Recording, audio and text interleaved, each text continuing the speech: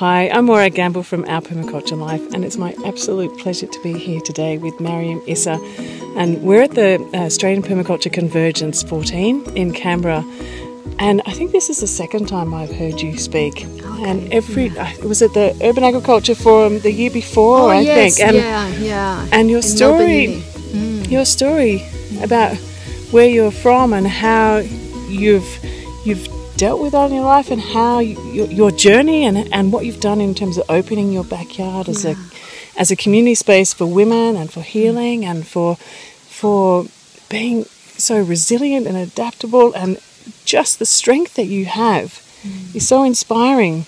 And what you've started with Raw, and I would love to be able to share that with more people. So thank you for accepting to have a little chat on my... Thank you for having me. And I think it's like conversations like this is what we should be having as women. And I think for a long time, we've been struggling with power, and we've totally given our reins, our powers away.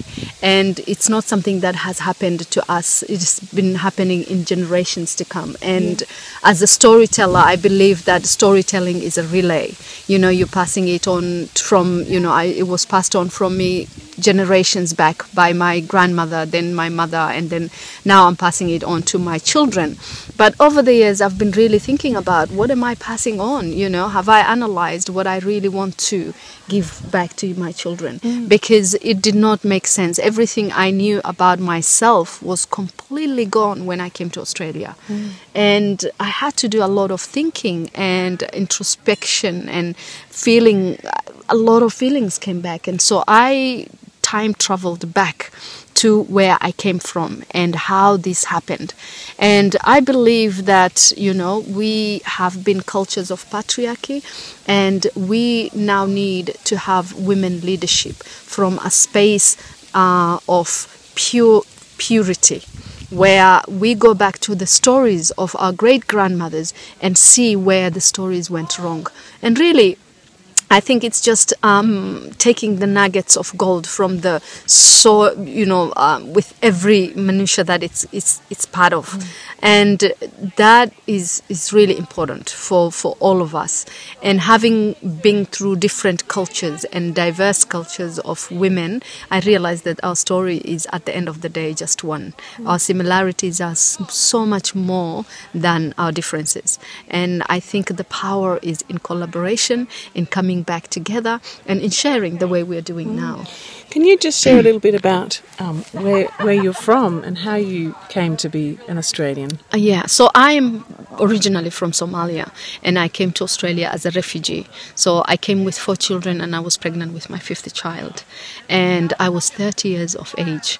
And coming, having been sheltered all my life by my communal family, then coming to an independent culture that, when I saw the Western woman, I realized that this woman was so independent. How can I ever be like her? But having really stalked her and really wanted to know her in her natural habitats, even having worked in Brighton homes, I realized that being independent is it's a good thing to have a communal system, but it cannot work on its own. And being independent, like the Western woman, is not also the answer, and it doesn't work on its own. So for me, being exposed to both the cultures, I realized that dependency and independence together becomes interdependence, and it's the space that we self-actualize. Can you tell us a bit more about your project Raw and how that came to be, and where you're taking it now? So Raw Garden, it is a community garden, and it is in my backyard. And although I was the origin of the project, it was under so many women who came together. and the power of these women. Like I really sourced out. I went out there and I asked for help. And so it was the cultures of, the Western woman and my African culture, bringing all that together and working it together and going into the communities and making it a space of multiculturalism. And I think for us in Melbourne especially, we're very blessed that we have all these diverse cultures, and it is about bringing those women and holding a space. And what do you do together in that space? So in that space it's just a space that I hold for women, and it's about storytelling. So we have storytelling sessions. It's about cooking together. So we have cooking classes, and it's about, creative work, like we have design and arts and things like that. So it is something that has really, truly enriched my life and my family's life, and it has taught us family beyond blood relations. Yeah. Amazing. Yeah. So I'm really interested to ask you too. I mean, as a refugee, it must have been an amazingly challenging thing to arrive in this country and really not know anyone and not know how to negotiate way. What advice can you give to people to help welcome refugees? Yeah. So I believe that refugees are really resourceful human beings. And the number one thing that you can do is just see them as strong people, as people who have come with incredible resources. Because I do also believe that no one is anywhere randomly. We are here to come and give something to this country, whether you think that is true or not, and it's also a space that we've come to remember ourselves, and so when we come, yes, there are times, those times when we are weak and we need support. We need conducive environments that are willing to support us, and when we get those environments, our imagination together can actually make the world a better place. And I do believe that the burning of the world, the wars that are going on, is actually related to the women's war inside. And so raw, if you read it backwards, translates to war. So it's the resilient, aspiring woman will let go. If she lets go of that war inside of herself, then the war outside of her will disappear. That's such a powerful message. Yeah. That is, I love that name. Yeah. Yeah, it's a powerful name. Yeah. So it also translates to going back to our rawness, the simplicity of life, connecting with earth. Yeah. So that's where we're all from.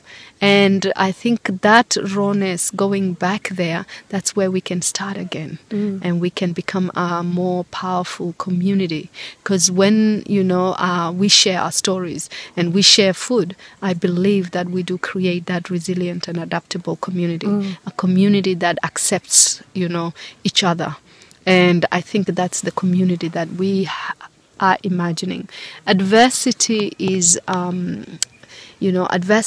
a really hard space to be in, but I think to get out of adversity needs the stretch of the imagination. And the stretch of the imagination can happen when we have the support of others. So we were just having lunch together, and you were talking to another woman, and she was asking you for advice on how to start to invite people into your life. You started in your own backyard, and she was saying, I'd like to do it, but I don't know how. And you gave us some really beautifully simple but profound advice. And I'm wondering whether you might be able to share.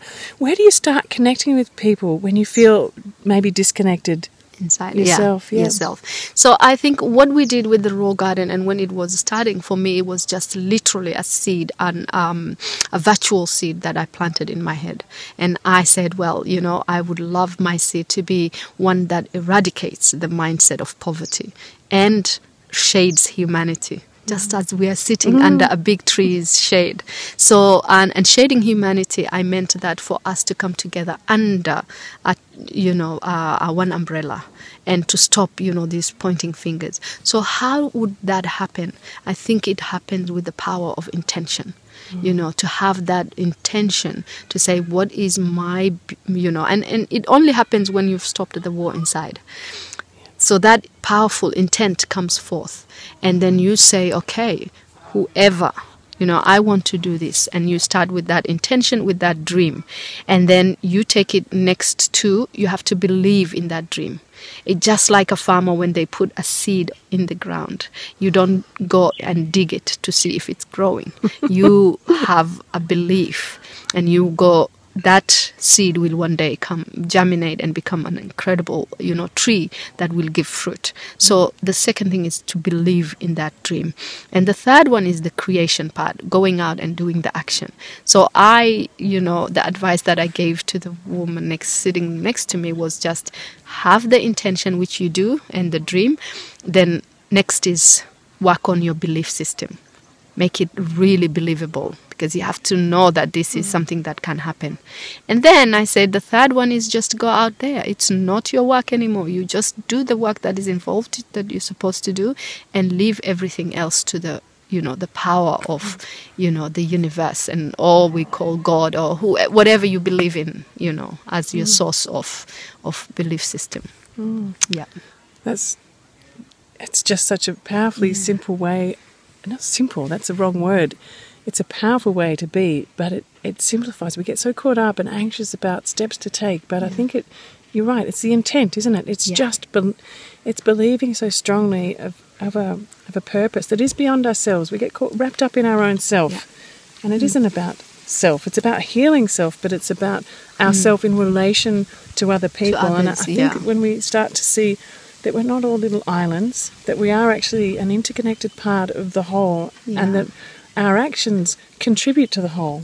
Oh, absolutely, absolutely. And I think it's starting with the micro, like ourselves, and then going into the macro, and only, being in this permaculture convergence, it's amazing. We see how the geniuses of everyone is coming alive when everybody is sharing their stories and they are saying, this is what I'm doing, and they share that. And I think those are the nuggets, or those are the simple, I feel like the world is a tapestry of a puzzle. And our genius, everyone's genius is needed to, put in this tapestry.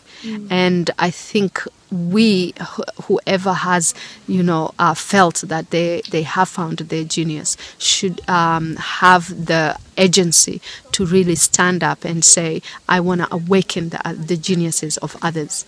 And I think what we're doing is just awakening your genius. And because it is in you. It is inherent in all of us. And it is discovering that raw seed that lays inherent in us. So the power, when people say empowering women don't need to be empowered. The power is already within them.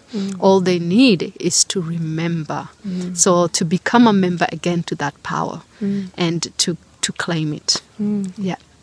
Thank you. Yeah. Thank you so much. Thank you for having me. Yeah, it's an absolute pleasure. So where to for now? Like, what's your next step? So my next step is I am branding Mariam Issa, which is about, my big why is to empower 1 million women to reach their fullest potential globally. Yeah. So, and I'm doing this through what I love doing, just storytelling and going to platforms and telling stories in all the mediums that we know stories can happen, like the medium you're watching us and from. Where can people find you? Well, they can find me from my website, mariamissa.com.au. I'll put that below. You'll be able to find Mariam. Yeah. And just before we end, maybe it's asking a whole new question, but it's kind of at the core of what you do is storytelling. Could you just speak a little bit about why you've chosen story as the medium of your communication and why it's so powerful? It is powerful in my culture. I come from an oral culture that is really big in storytelling. And I believe deeply that within each and every one of us resides an incredible story, a seed of a story that comes from our lived experience, from the triumphs of our adversities, and from the daily joys of our lives. And I know that when we share these stories, we have the ability to create a resilient and adaptable community. A community that will literally feed us for generations to come. And we will one day, hopefully soon, laugh about our ignorances of war. Thank you so much. Thank you. Yeah. Thank you. It's beautiful, isn't it?